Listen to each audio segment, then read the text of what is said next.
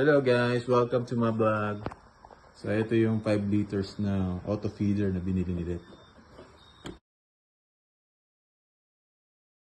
Yan. Ito ginamit 5 liters ang capacity.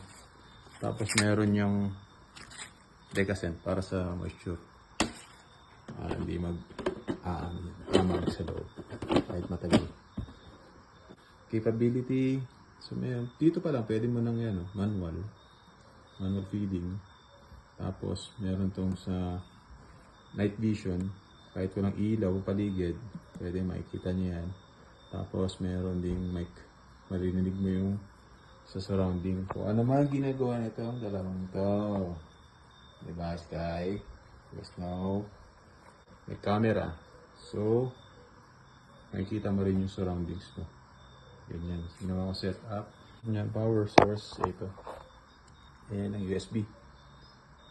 In-elevate ko dahil para hindi madampot at malinya itong dalawang to kasi kayang-kaya yan sirain pagka nagutom tong dalawang to.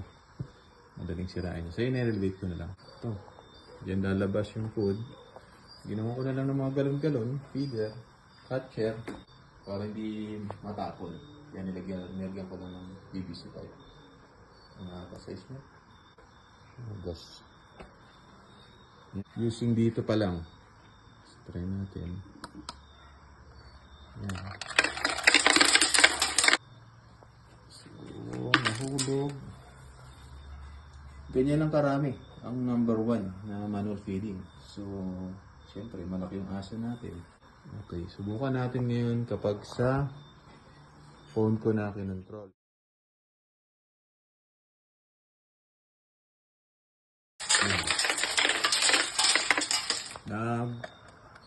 Continuation. So, meron kong phone.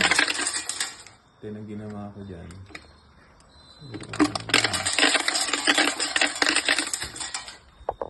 So, 10 parts. Malaki aso. Yan lang.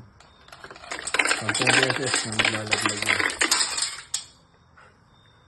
Ganyan. Okay. Snow, okay. Good boy.